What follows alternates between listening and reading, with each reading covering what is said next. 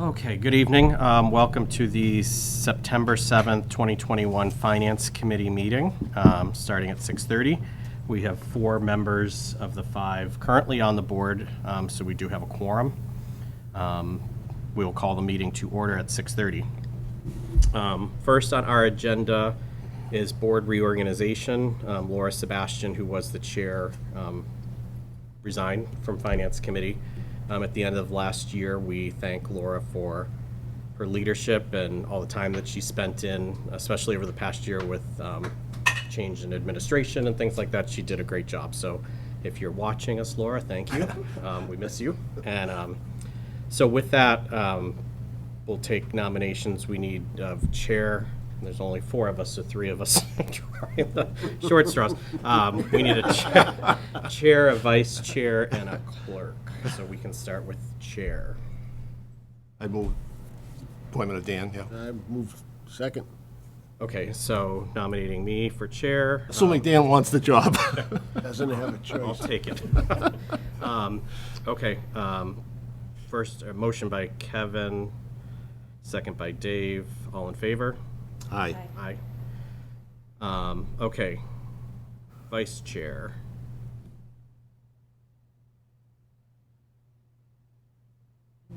I'll do it if nobody wants to do it. I don't care, whatever anybody wants. Do you have, I know that do you have time with being up in Maine and stuff like that? Yeah, I'm retired. I'm only there Saturdays and Sundays, so. Okay.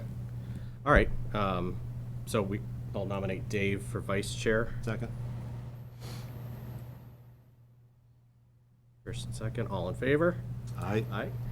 And clerk. Well, Joe's not here. I was, That's a it's a very valid point. I'm just saying, I don't know. Nominate him. Okay. Yeah. I'll nominate Joe. Joe is nominated for clerk. Second? Nominated by Crystal, second by Kevin. All in favor? Aye. Aye. Joe is clerk. Joe will. Congratulations, Joe. Okay. Great, so with that, the board is reorganized. Next on our agenda, we do have 1 applicant to join the Finance Committee. Lucia, if you'd like to come up to the table and the microphone. And then, Now I know what this feels like. so do you just want to start, maybe tell us a little bit about yourself and why you're interested? Yes, I'm the town clerk in Norton, have been for the past 5 years. Prior to that, I was the assistant town clerk in Easton for 8.5 years, I'm sorry. Prior to that, I lived in England for 9 years, and I worked for a finance accounting firm, and I was the payroll supervisor. We outsourced payrolls, and I ran 333 payrolls per week. And before I went to England, I worked in a bank for almost 15 years. So Great. that's me. What interests you about the Finance Committee? I'm intrigued by it. I care about the town, and I want to get more involved in the town. I seem to get involved in Norton and kind of say, well, get involved with your own town, you know. So I really want to become involved. And I like the financing aspects of. That's great. Do we have any questions? Well, Lucia she was actually on a committee with us a couple of years ago, so she did participate in it. Was, had a great deal of input, et cetera, a lot of good conversation. So, I think she would be an asset to the committee. You're on the Town Administrator Search Committee, right? Right. Yes, I was. Yes, okay, Yes. yeah. That's great. So just a little bit about it, just so you understand what we're, our schedule. So typically there's not a lot this time of year once we get into budget season. Typically that starts December-ish, and then really once you get after the first of the year, it ramps up as we're meeting with we meet with each department. We assign liaisons as a committee, so if it's a smaller department, they might have 1. If it's a larger department, they have 2. You're teamed up with somebody to meet with that department head, talk through their budget, so that hopefully then when they come in to do their budget presentation, that's all well thought out and Right. in accordance with the guidelines that the town administrator puts out. So I would say, I think we were meeting weekly at a certain point last year, but we also fell a little bit behind. So hopefully this year we'll be on a better schedule. So it's not a crazy time commitment, but there is some times. Right. Typically, we're all in the evenings. We try and just see what everyone can accommodate and go from there. Did you have any questions for us about like what the committee does or? No, I've zoomed in on finance committee meetings in Norton, just to okay. zoom in and see them. I've been in front of the finance committee a few times, so, You have to prepare your own budget and Yes. do a presentation to the Yes, Yep, okay. yes, Yeah, yes, so I we do do. the same thing. yeah. And how long is this term for? Is this like a 3-year term, a 1-year term? Is it a balance of a term? So Laura was at the end of her term, and Melanie was too. I think they Yeah, I both think they were. both were. Yeah, so it would be a 3-year. Okay, Yep. all right. Repeating 3 years. Once you can't get off. You can, once you're in, you don't get out, there's no getting out, huh? That's how we do it. Yeah, so 3 years. So we'll just discuss it, and then I don't see any issues, and then you'd get a letter from, I think, from the town clerk, Mm-hmm. Right. asking you to come in and take the oath. The and oath, right. You can probably recite it. Right. Right. And then, yeah, so that's great. So you're welcome to stay. I will, thank you. okay. If you don't mind. No, absolutely. Is that okay? Please, I'll go absolutely. sit back there again. Yeah. And do we want to mention we still have an additional opening that we'd like? We do, yes. So if there's anyone out in the viewing audience that's interested, we do still have an opening. Smile, everyone, so they get someone else to. It's a fun group. It's a good way to have input on, how your tax dollars are being spent. Exactly. Yeah, so. Agree. So anyone who's interested can inquire with the selectman's office. Rebecca or Lee can get you in touch with us. Okay. Thanks, Dave. Okay. We have no pending business, but I did. Chairman, on the same subject, if I may ask a question. Does this board, having done this interview, make a report to the selectmen or a recommendation for an appointment? Yes. Is that what? Yeah, so we'll recommend to the selectmen, and then whenever their next meeting would be, They would vote on they it. vote on it. Right. Yeah. Okay. All right. Thank you. You're welcome. Thank you all. Thank you. I'll sit back here. So I guess, Well, and then, we forgot, if you get appointed and fortunate enough to join this great team, the first meeting, it's coffee and donuts by the new guy. Okay, you got it. You got it. so actually before, because it's not an agenda item, I would just make a motion that we recommend to the selectmen to appoint Lucia to the Second that. committee. Okay. Any discussion? All in favor? Aye. Aye, okay. Congratulations. So I met with Jim last Monday, I think it was. So just to kind of touch base, see what's been going on. So, we've had some transition in town with, Phyllis had announced that she was retiring. Phyllis agreed to stay on through September 30th, or tentative. The end of her term is indeterminate. Okay, Melanie may need her, and as you know, our treasurer collector is moved on to a bigger opportunity as well, and we have an interim treasurer collector right now.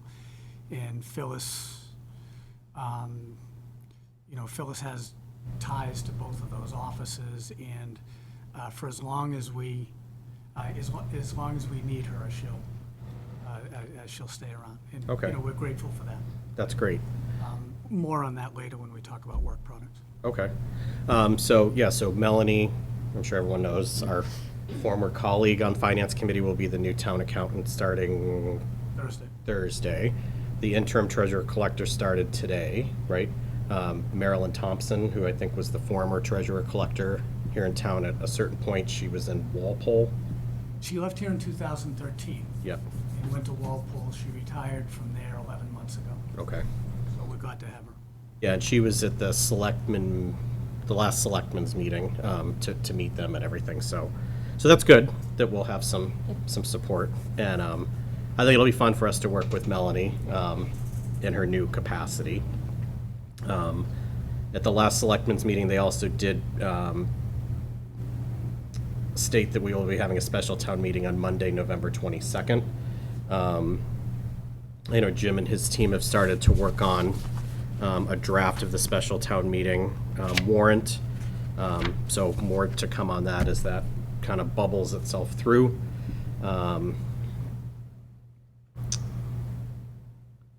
The finance team's working on the fiscal year 2021 closeout. So that is in process.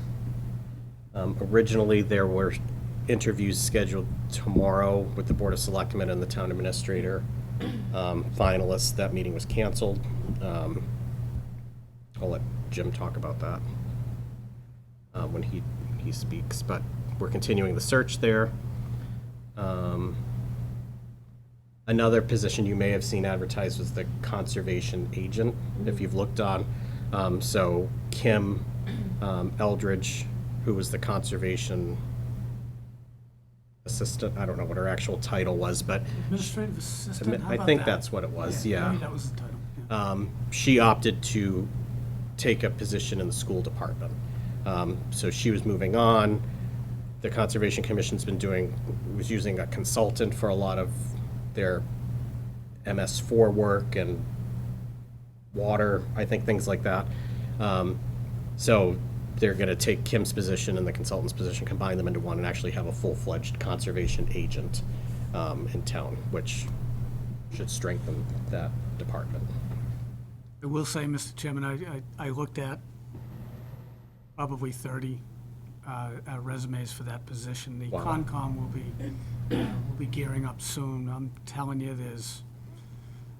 there's 5 or 6 strong candidacies.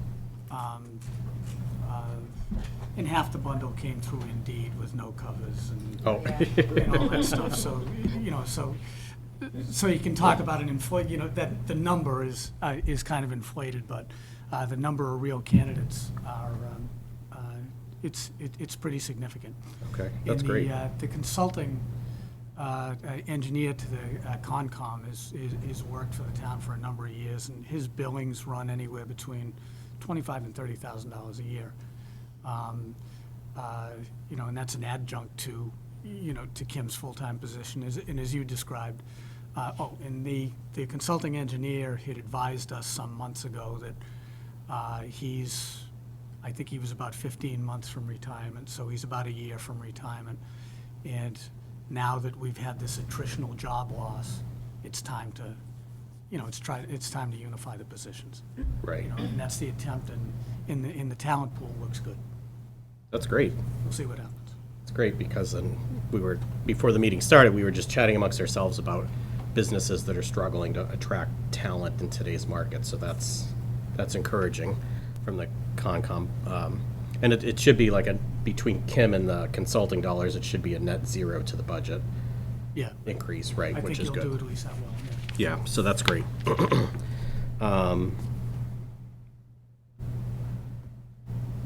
And Rebecca is working on a schedule leading up to the special town meeting that she's supposed to be getting to me. So as I get that, maybe we have an update on that tonight. I'll forward it along.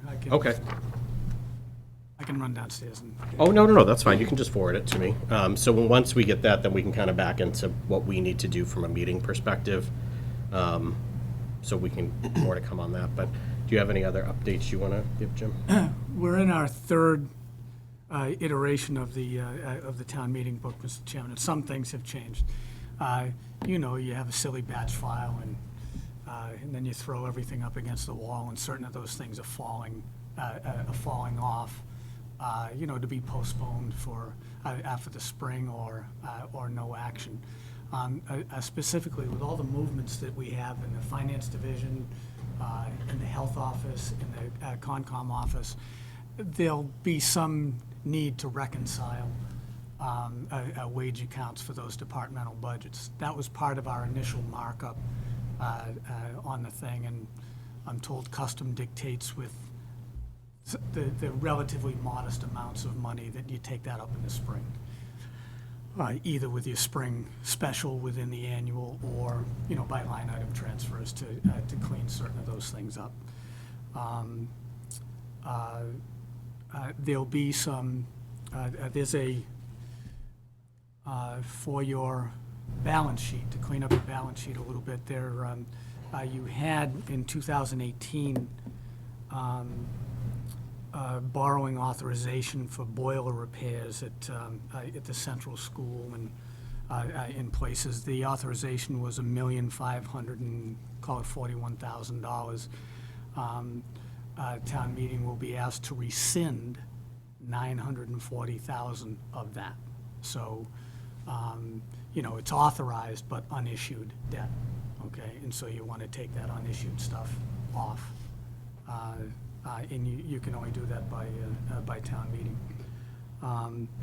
There's a need to create a new account for consulting services. You know that there's a great experiment going on, in the upstairs, having a unified engineering company instead of Concom and zoning board and planning board all having their own separate consulting engineers. I never heard anything negative about the quality of their work, but when you have that many players in processes aren't always being coordinated among the three boards. So the town went through an RFP process, got a large number of responses, and settled on a company called Environmental Partners. And so they are at the hub now of the planning and development departments of the town. Some of the other consulting engineers are sunsetting as they complete projects that they had already started, before Environmental Partners came on board. And you've so that's in process, and Environmental Partners would bill the Conservation Commission for wetlands work and the zoning board for for something. So they're drawing from those accounts to pay Environmental Partners. But what was overlooked in this, we're breaking new ground here. What was overlooked in this process is an account for just general services billing. The town has made a step forward. Like most towns, you have an internal, a staffed technical review committee. So the various players, Public Works and planners and everyone would come in and they'll go over every 2 weeks. They meet every other Wednesday, and they go over all the development proposals that are on the boards, what the status of those things are. And Environmental Partners sits there. Well, they don't just sit there, they're very active participants, but we don't have an account to pay them for those general services. So we're looking to create one. We just pulled a number, 50,000 out of the air. We can fund that with free cash. And so, that's worth mentioning. I think you and I, Mr. Chairman, talked about the Farron, the Gladys Farron cottage. I thought, we were looking for money to demolish it. We're so far away from that. You need an industrial hygienist to go in there and assess, hazardous materials content and all of those things. And it's not as simple as just raising the building. The selectmen are obliged by a town meeting vote to offer it up to anyone that wants to take the building. Okay? There's really no value there, but I'm going to put out an invitation, in accordance with the town meeting directive, but it's really going to be Spartan. I'm not going to invest a whole lot of time in something that there's hardly any interest in. Okay, and then if the school department ever expands, builds out where the Farron Cottage is, that's kind of a footprint for for an addition. And in the interim period of time, like a parking area, and they want another parking lane. You see how they queue up so badly there every morning because they've only got, one car width there. So there are just so many moving parts. When we first touched this, we thought, okay, we'll get rid of the building, we're done, okay? We've got to do plans and specs and get everyone going there, so that's not gonna make it. That's not gonna make it on the warrant. Okay.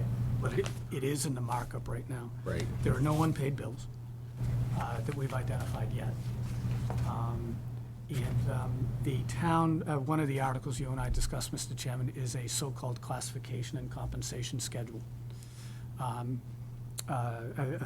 Or I should say plan.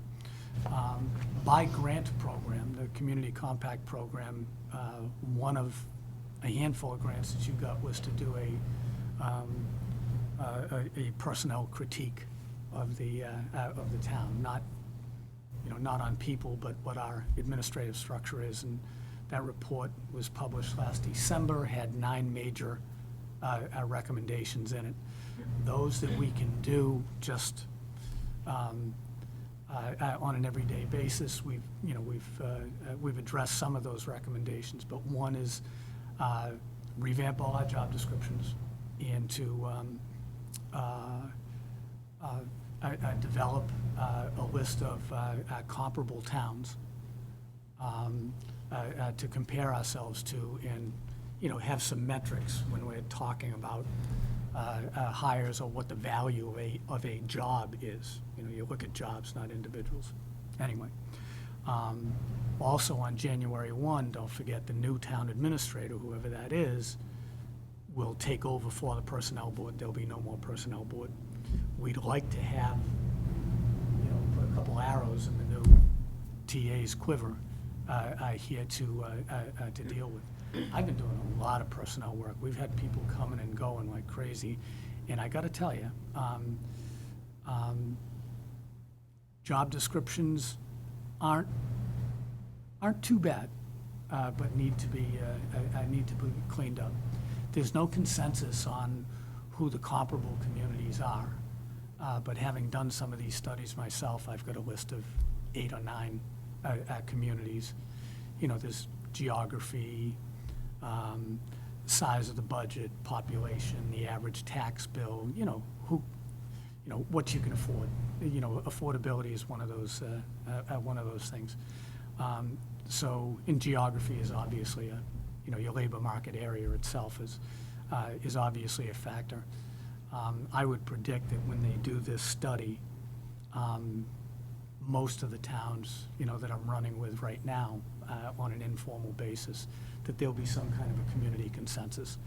But right now, people, and it's rational business practices on the parts of the parties involved, but if you're an employee pitching for a raise, you're cherry picking from towns that are, that are most advantageous to you. Right. And management tends to put downward pressure by picking other towns.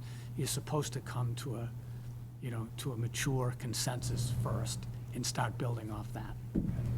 Okay? We want to give the new TA some tools, and we've had some difficulties. We've got employees that are out there that aren't tethered to a personnel board wage schedule, or to a collective bargaining agreement, or anything like that. That's got to, we've got to rein that stuff in. Right. So, the Community Compact Program, which funded the first part of this program, I'm making a grant application to see if I can't get this funded. I've got the estimate at $21,000 from the Collins Center out of UMass Boston. And, but I want a town meeting warrant article in case we don't get the grant. Okay, so it could be at this time next year you'd be looking at an article, withdrawing that appropriation altogether because you got a grant. That's certainly the hope. Right. But the work has to get done, and so I need a belt and suspenders here on funding issues. A stabilization fund contribution, naturally, if free cash, we're closing in on our free cash certification. We'll do well. What swelled our schedule of municipal receipts this year were proceeds from a land auction that the town did. We're realizing, at least for accounting purposes here, $1,109,000 or $1,107,000 on that, which will be welcome because we're gonna have a CARES Act hiccup at year end here. The CARES Act had, it's a reimbursable program, so we have to use our checkbook, to do COVID-related things, and then we wait for reimbursements from Plymouth County, who administers the program. We've got a time lag. We closed out the year with accounts receivable from Plymouth County in excess of $500,000. And we won't lose that money, but we'll lose use of it in fiscal '22. Okay, so when the receivables come in, it'll be part of the '22 reconciliation and be available as free cash in fiscal '23. So it's not a loss, but it's taken off the table or put aside for a year or so. So the auction proceeds were really good. It'll help with capital requests and stabilization fund contributions. I'm told that their free cash number will be pretty good, in spite of the $500,000 hiccup. That's good. But they don't dare tell me because you raise people's expectations and Right. it doesn't happen. It's just no good. Now, I have, Mr. Chairman, asked all the department heads, because of my relatively short tenure here, I just re-upped for 30 days.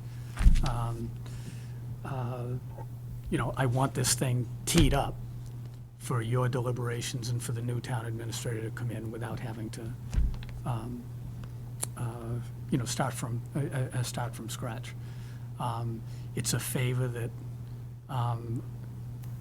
professionally I owe it to the incoming person, but also you all, when I came in, you all had the expenditure portion, the spending portion, not voted, but you guys had it locked. You had it nailed down, and you were just waiting for, for revenue figures from our office. And so as much work as that was in a short period of time, you all made the rest easy. And, I'd like to do that for the next, for the next TA coming in. So we've got about a dozen articles or so, Mr. Chairman, that will make it. And one also I think is worth mentioning because it's a follow-up. The prudent investor home rule petition, that you guys had authorized at a town meeting, went to the state legislature, and it gives the treasurer's office more investment options than the what is the there's a legal term for investments of our other funds that escapes me right now, but this gives you a little more latitude to more investment options. It's specifically for the trust funds that the town holds. Now, for a town this size, the aggregate sum is kind of low. You have less than $600,000 in trusts. You've probably got 20 or 30, trust fund accounts. When you look at returns in this environment, this is in the service fees, from our investment advisors, it's a pretty small, pretty inconsequential thing. But we have about $1.5 million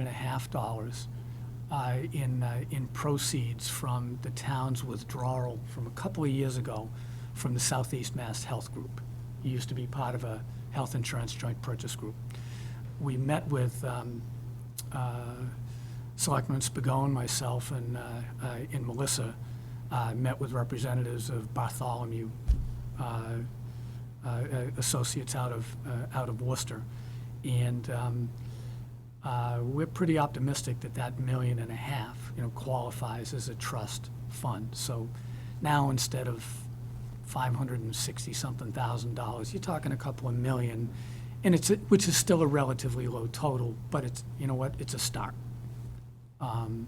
There may be, Bartholomew account reps are researching it now, it may necessitate a town meeting vote to push that, those health insurance proceeds into that kind of an investment account, okay? It may or may not be necessary. If it's not necessary for town meeting vote, I'll just ask the selectman and the treasurer, to move it there. We'll just do it on an administrative basis, but, so there may be a vote there, and I mention it because it's a follow-up to something you guys supported a year or two ago, whenever the heck it was. There were a couple, are they still IT, articles for IT? There are. One is a is it multi-factor authentication, a thing which you told me you're very familiar with, and I tend to get lost with these things at my age, I'm afraid. What is SOC service? Anyone know what that is? I don't, and I meant to Google that actually, because That's the markup that I've got. It says Joe was here, he would know. SOC service. Joe, you know Clark? Yeah. Security.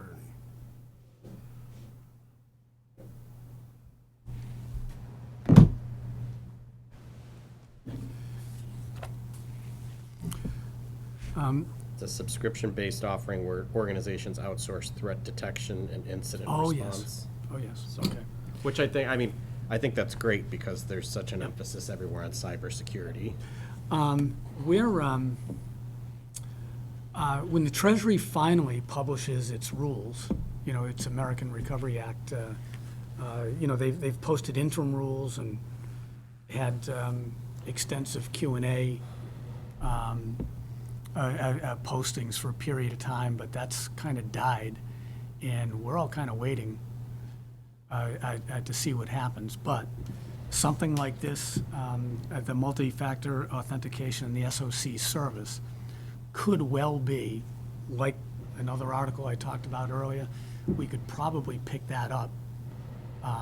It's probably eligible for ARPA funding. And, we'd certainly take that route before we burden the local taxpayers on that. So the ARPA, I'll stick to the town meeting stuff for now. When I spoke to you just prior to the annual town meeting, Mr. Chairman,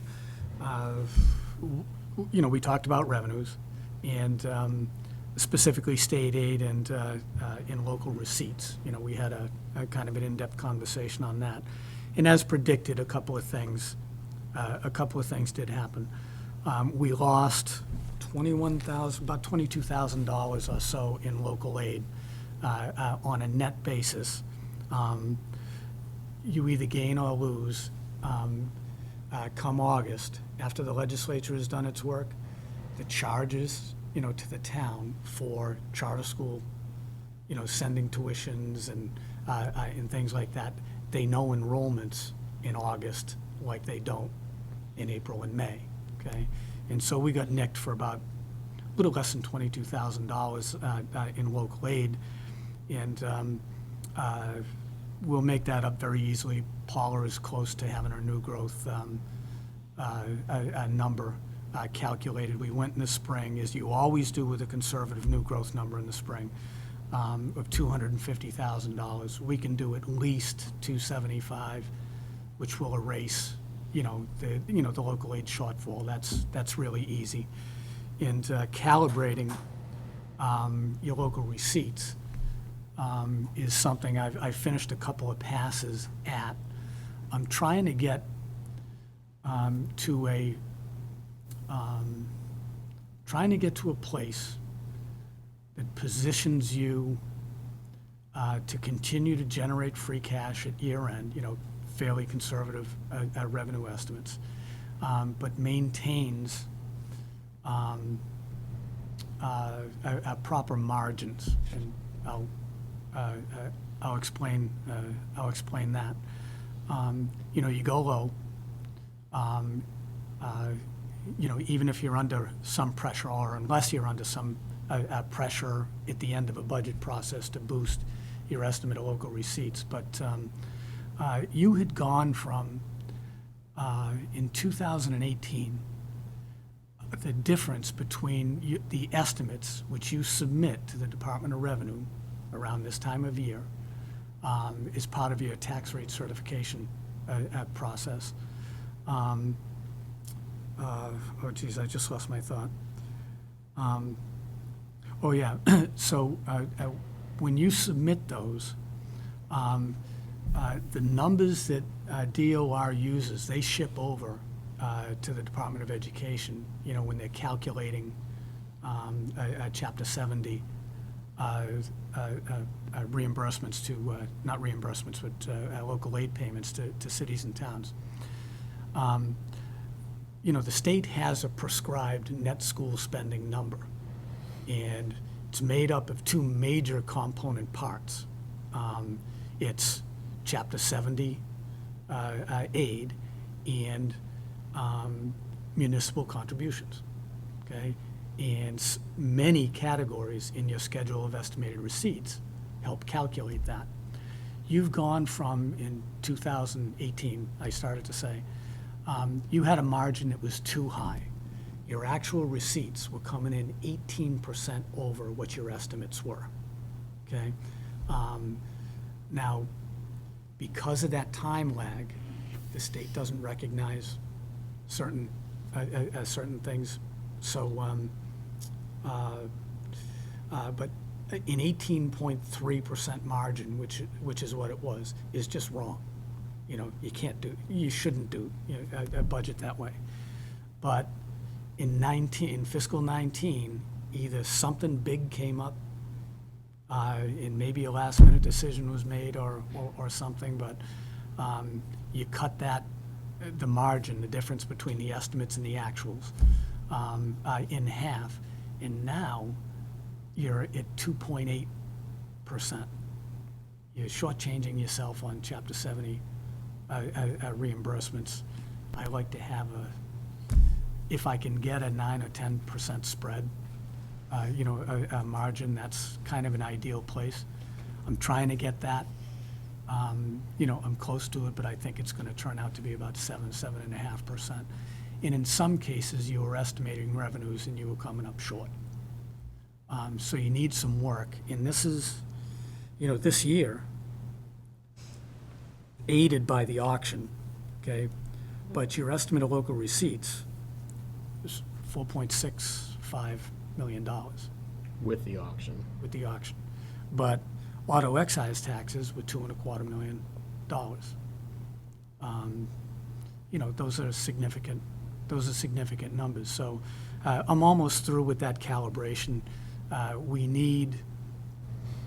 need about $70,000 or so for fire department wage issues that are a result of a collective bargaining agreement that we executed just a short while ago, just a few weeks back.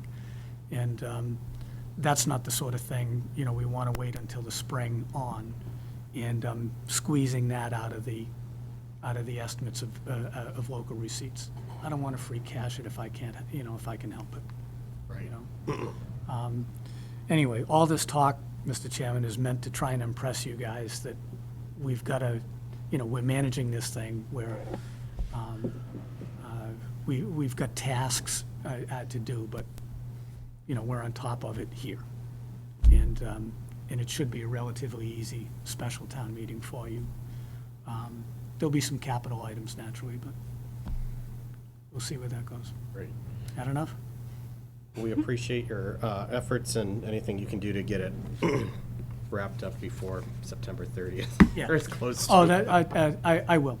And by the way, the tax classification hearing is gonna be, you guys do single rates, I take it? Yep. Or do you have a split? You have good single rates? October, the last Monday in October. In the zoning article, the reason for the late November 22nd date,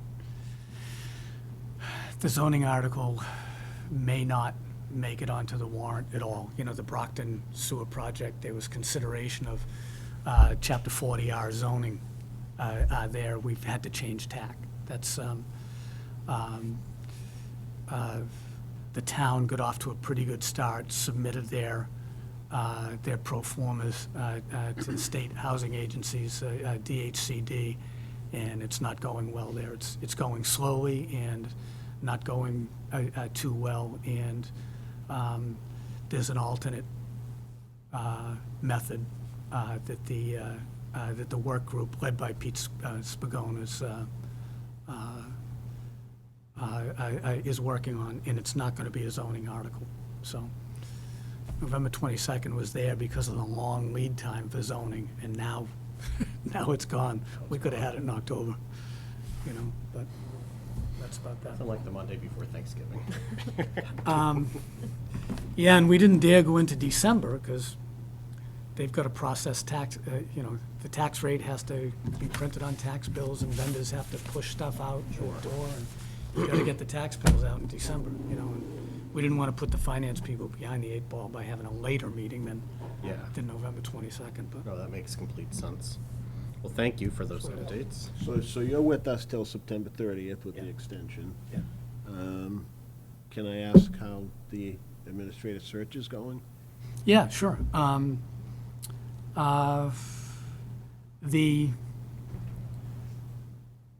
can say this much.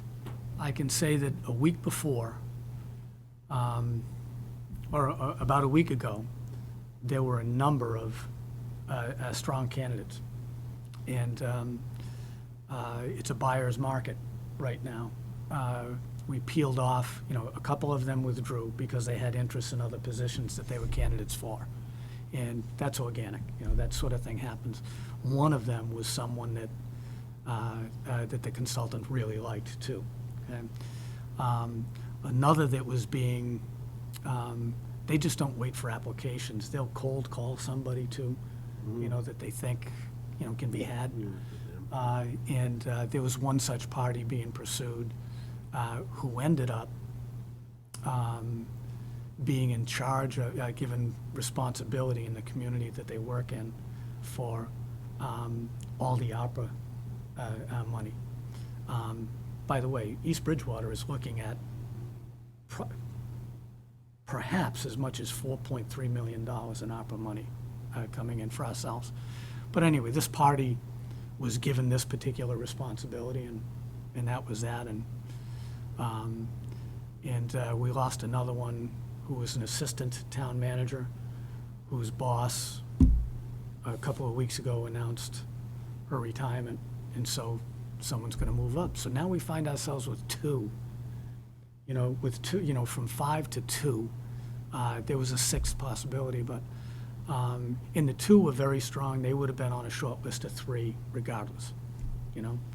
And so the selectmen posted a meeting for tomorrow afternoon, beginning at 3:30 to do the first interview. And yesterday, while we were all barbecuing, we had to stop that nonsense to man the phones. We lost a great candidate, so the selectmen are pausing, and I can tell you we're going to fight for it. That's just what we're going to do. We're not giving up on these 2 candidates, but we need to secure them and then see if we can't do some direct outreach to people who did not apply before also. So the selectmen have been, you know, on an informal basis, you know, considering what their options are, but the talent that's there, you know, that's still there is just too good for us to, you know, to let go of. You know, we don't want to let them go. period. That's the truth, you know? So, what happens on September 30th, I don't know.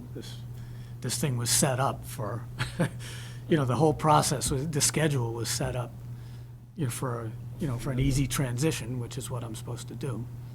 And it's become a little more difficult right now. You know? So, Any other questions for Mr. Purcell? thanks for giving me all the time you did. You are welcome. Thank you for the updates.